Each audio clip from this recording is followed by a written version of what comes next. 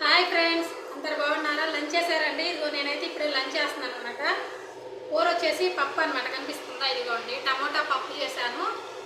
అందులోకి నంచుకోవడానికి వచ్చేసి ఆలూ ఫ్రై. ఇదిగోండి ఆలూ ఫ్రై నంచుకోవడానికి. ఇంకొచ్చేసి మజ్జిగ. కనిపిస్తున్నాయా? చిక్కగా అంటే చిక్కగా ఉంటాయి. మార్నింగ్ అత్తయ్య వాళ్ళు పంపించారు బస్సులో.